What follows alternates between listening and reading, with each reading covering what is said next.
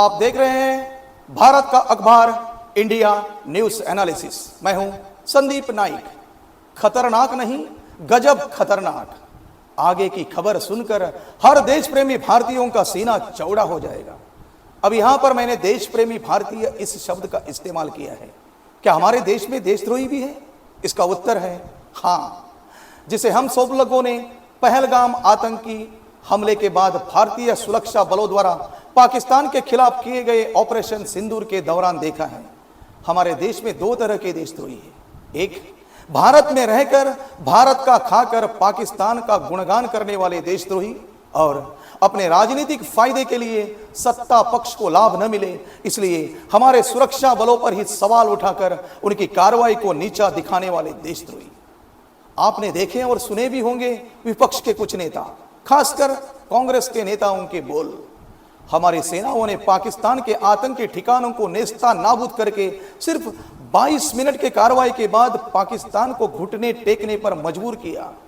लेकिन इस कार्रवाई को छुटपुट कहना, वीडियो गेम बताना, पाकिस्तान के संसद ने उनकी नुकसानी का कबूली जवाब देने के बाद भी, और झूठी खबर फैलाने वाले न्यूयॉर्क टाइम्स जैसे अखबारों को हमारे राष्ट्रीय सुरक्षा सलाहकार अजीत डोभाल ने नुकसान की एक भी तस्वीर दिखाने की खुली चुनौती देने के बाद भी भारत के कितने फाइटर जेट गिरे, इस पर सवाल उठाना ये देशद्रोह का ही लक्षण है। अब आगे की खबर सुनकर दुनिया, पाकिस्तान, हमारे अघोषित दुश्मन देश और ये देशद्रोही गैंग की नींद उड़ जाएगी। 2025 दुनिया को चौंकाना भारत ने अब एक हॉबी बना ली है, और इस बार तो ऐसा चौंकाया कि दुश्मनों के रडार, रिपोर्ट और रात की नींद तीनों उड़ गए। डीआरडीओ ने लॉन्च की है ETLDH-CM, एक ऐसी हाइपरसोनिक मिसाइल जो इतनी तेज है कि ध्वनि खुद कहे थोड़ा धीरे यार, मेरी भी कोई औकात है। स्कैम जेट इंजन से लैस ये मिसाइल अब सिर्फ हथियार नहीं बल्कि स्पीड ब्रह्मास्त्र बन चुकी है। नाम छोटा रख लेते तो भी डराना कम न होता। Extended trajectory long duration hypersonic cruise missile, नाम ऐसा कि दुश्मन को समझने में ही 2 मिनट लग जाए, और जब तक वो गूगल करे मिसाइल सीधे सर पर। इस मिसाइल की रफ्तार है मैक 8, यानी ध्वनि से 8 गुना तेज। यानी जब आप थाए कहें तब तक ये मिसाइल दुश्मन के अड्डे पर चाय भी पी चुकी होंगी।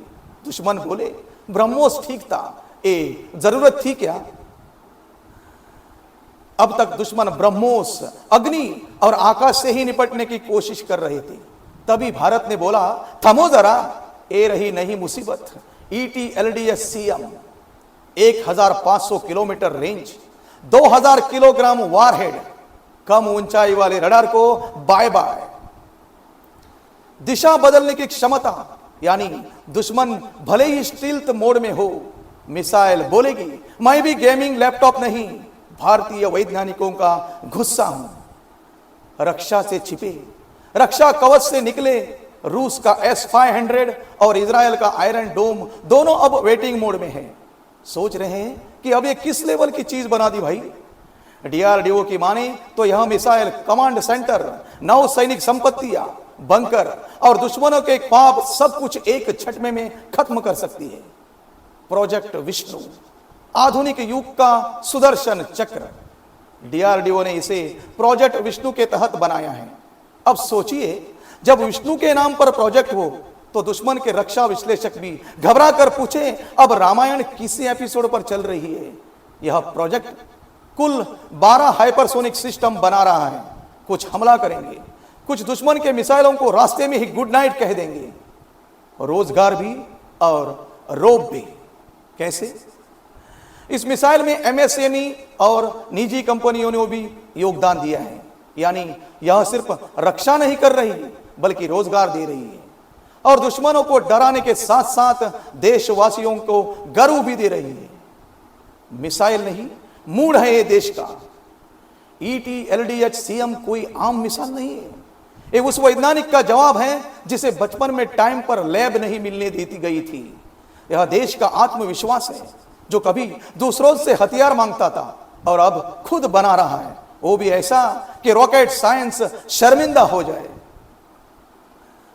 अब जो भी भारत की ओर उंगली उठाएगा उसे पहले गूगल मैप में चेक करना पड़ेगा कि उसकी राजधानी अब भी वही है या 1500 किलोमीटर दूर उड़ गई।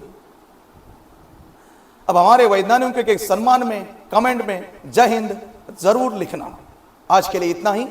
जय हिंद, जय भारत।